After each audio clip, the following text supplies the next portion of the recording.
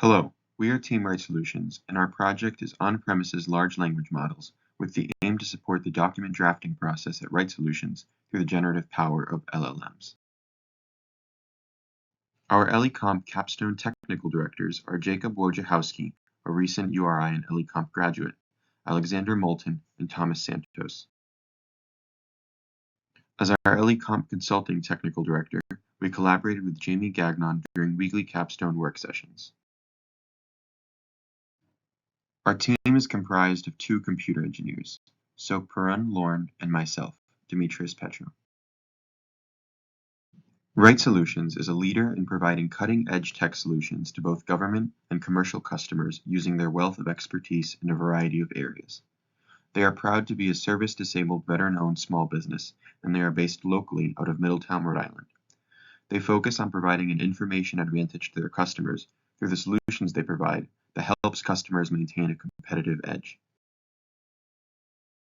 Among their areas of expertise, they focus on incorporating the latest and most innovative machine learning and artificial intelligence technologies into their work, and they also focus on ensuring the privacy and security of customer data, especially as they collaborate with defense partners. These 2 areas of focus are most relevant to our project, as you will see in the next few minutes. To understand how LLMs will be used at Rite Solutions through this project, we need to understand how they work at a high level. In simple terms, machine learning works by feeding an input to a model and receiving an output on the other end to aid in some application. As a specific example, we may want to classify a set of images as cats or dogs. A machine learning model could learn to differentiate these classes and output the result for a new image. The model learns how to create these output predictions or values by training with an initial set of inputs and their correct outputs. Neural networks are a specific type of machine learning architecture that capture intricate patterns within these input-output sequences by combining inputs with inner hidden layers. The idea for learning is the same, with training data consisting of input layer values with correct output layer values. In practice, LLMs use these neural nets in different configurations to generate the next most probable word based on some input prompt.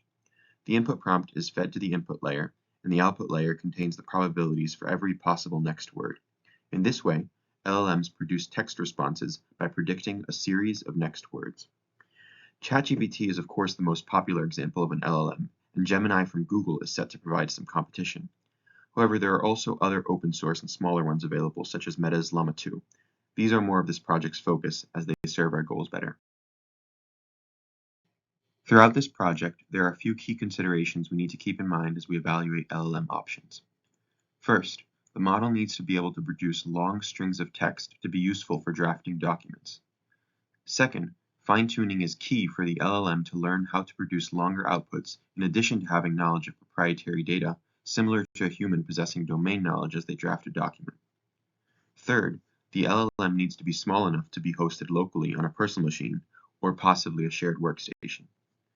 Finally, to keep in line with data security, the system needs to run offline without internet-based services, which is related to locality. The ultimate economic impact is felt through the increase in productivity by saving time during the drafting process. When making draft proposals normally required by the government, a team of engineers and analysts at Rite Solutions have to sit down and spend weeks at a time to come up with a draft. With a large language model, we can offload all that work onto the model and do that in minutes. The model can produce various different proposal documents depending on the situation quickly, effectively saving Rite Solutions time and allowing their end users to work on other tasks.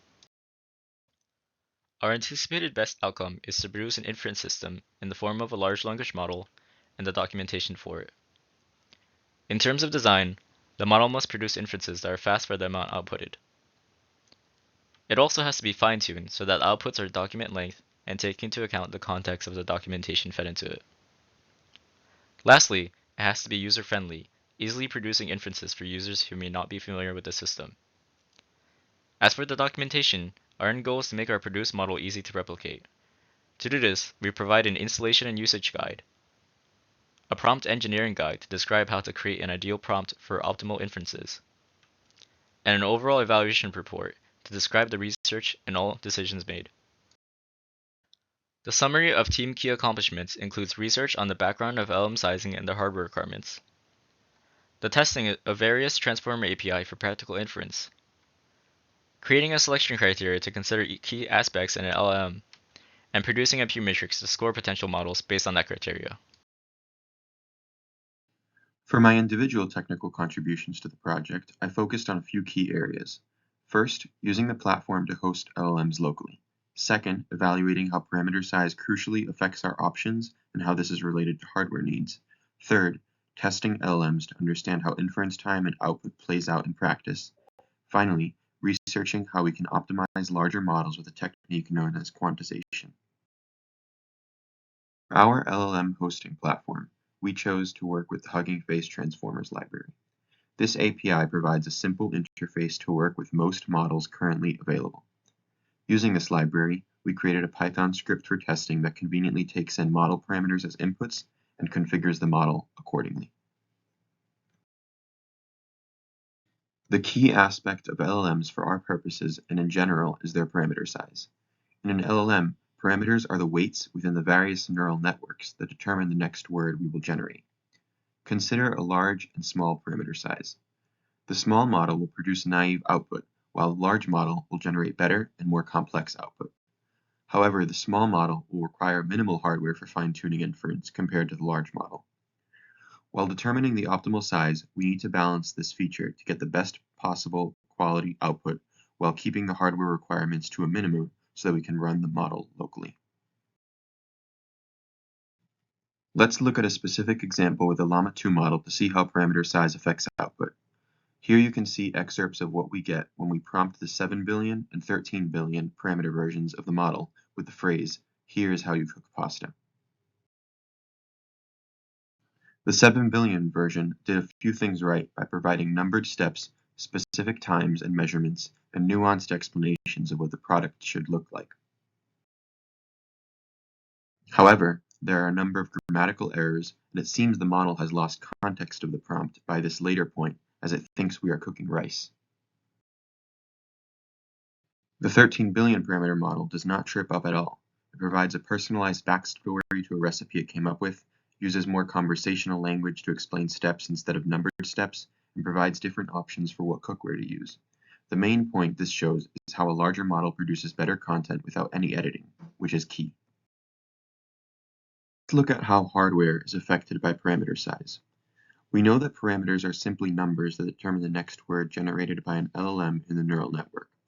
The size of this number is determined by its precision or the number of bits that represent it in binary, which is determined by its data type. Parameters are most often represented with 2 bytes of memory, so a 7 billion parameter model would then require 14 gigabytes of memory just to hold the parameters and nothing else. In reality, models always require more space for inference and fine-tuning. When we talk about hardware with LLMs and deep learning in general, GPUs have the best architecture to run LLM computations quickly. Let's look at a few options on the market for GPUs. First, we have the NVIDIA RTX 4080 with 16 gigabytes of memory and priced at about $1,200. 4090 has 24 gigabytes and is priced a bit higher at $1,600. When we make the jump to a GPU with substantially more memory to run larger models than a 7 billion or 13 billion parameter one, the price increases drastically, as we see with the A100 at about $18,000. To put that in perspective, a 2.3 times increase in memory from the 4090 to the A100 results in a 10 times price increase, with price growing 4 times as fast as memory. The point is there is a large jump in price when we want to use GPUs capable of comfortably running smaller models. We looked at the output of the test between the Llama 2 sizes, but let's look at inference time now that we understand how important hardware is. For context, these tests were conducted on my local machine, which has about 6 gigabytes of GPU memory. First, we can see how the file size makes sense for the two. The load time does as well, but we notice a large increase in time for the 13 billion. Finally, the inference time is vastly different for the two models, and this is unacceptable considering that the 7 billion still provided decent output. Large models can run on weak systems, but the cost is quite large in terms of time. There is a solution to this problem. We mentioned precision and number of bits, so we can decrease the number of bits for each parameter, reduce memory size, and still maintain output quality. This process is called quantization. For example, 16-bit parameters can be reduced to 4-bit numbers, and this will allow us to save 75% of the memory a 7 billion model used originally. This technique is crucial to incorporate in our system for running good LLMs locally. For my technical contributions, I made additions to the selection criterion, particularly in licensing and evaluation benchmark scores available in Hugging Face. This also led me into conducting experiments with methods for evaluating benchmark scores for models not available on the Hugging Face platform. Early on, I proposed a list of potential Llama 2 and Mistral models, which would later become additions into our final Pure Matrix, in which I took the responsibility of assessing all models pre-trained from Mistral into the Pure Matrix. I also conducted research in containerization methods, particularly in Podman, as a way to later bundle our trained model so that it can be easily deployed on Linux machines. A key aspect to the project is first deciding what kind of LLM to use as the basis for our own model. There are a lot of open source models available on the internet, but we ultimately have to whittle it down to a select few. The way we went about this is through a selection criteria, which allows us to define the desired traits we want from our ideal model in the form of criterion. Once we decide on what we want in a model, we can create a scoring key that assesses how well a model fits each criteria and assign points to them. Additionally, each criterion is assigned a weight based on its assumed importance towards the project design. This selection criteria is later applied to a Pure matrix, which is a table that allows us to easily list our large language model options and apply a score to each model. The reason why we choose a Pure matrix is because it allows for objective comparison of different models by quantifying their qualitative aspects. Ultimately, it makes it easy to filter out any undesired models by taking a look at their scores. A low score means that we probably don't want it, while a high one means that it has a high compatibility with what we're looking for. As for how exactly our selection criteria works, we first decide on a trait that we want to assess in a model. For example, we take a look at the parameter size of a model. We then assign a weight from 0 to 10 based on how important we think it is. In this case, we give it an 8, meaning that we consider this to be an important attribute to look at. Next, we decide on the scoring key, in which we define what score it falls under based on its qualities. An ideal model would have less than 7 billion parameters, so we would assign that score of 1. Anything more is either 0 or -1. We then multiply the received score by its weight, giving us its weighted score. We can also apply this for other key traits, such as documentation, in which we assess how much information is available regarding a certain model. If there's enough information on how to run and train it, then it gets scored positively. Otherwise, we give it a negative score. We also take into consideration the benchmark scores that a model has from the Hugging Face platform. These benchmark scores tell us how accurate a model is to certain prompts relating to grade school science, common sense, and falsehoods commonly found on the internet. Additionally, the maturity of a model is another important quality that we look into. Considering that large language models are a relatively new technology that is constantly changing, we consider models with an older release date to be more reliable than one that was just published, because we're more likely to have information regarding it. We can use the selection criteria for many other traits, such as the number of downloads a particular model has, how often it receives updates, what kind of license it has, and if it has a history of issues. After we define our selection criteria, we handpick potential candidates and place them all into a Pure matrix, which allows us to easily apply our selection criteria to many models. Here we have an example of some of the scores derived from the matrix. Each model shown is vastly different from the other, making it hard to compare without the help of a Pure matrix. We can see that the Mistral model has a much higher weighted score than the other models, which is in part due to its high performance and evaluation benchmarks. Even though this model scores better than the others on the matrix, we will also consider some of the lower scoring models as potential candidates for training since we want many options in the case that a model turns out to be worse than expected. Our next plan is to identify a corpus of documents that we can use to feed into our models during the training phase. The dataset must be easy to obtain and relevant to the desired output. Additionally, the data must be clean to filter out unwanted information.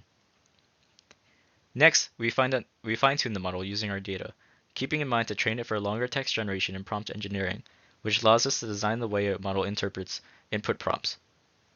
There are many methods that can be used for fine-tuning, but some methods that we are considering are QLoRa, a method in which we compress the model to make it easier to train with less memory, and retrieval augmented generation, an alternative to fine-tuning that allows for dynamic inferences by calling on a knowledge database in real time. Finally, we move into testing, in which we verify that the resulting model performs as desired by asking a series of custom prompts. The block diagram of our large language model goes as follows.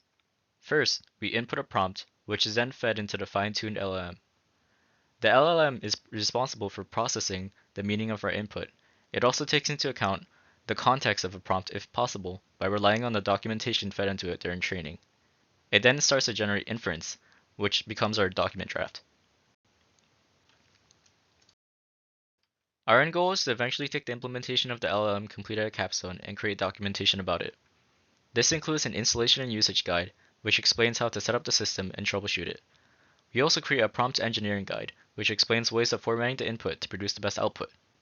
Finally, we produce a comprehensive report that details all of our research, our P matrix, and a timeline of the decisions that we made. These documents are later provided to Rite Solutions so that they can implement the model with their own proprietary documents.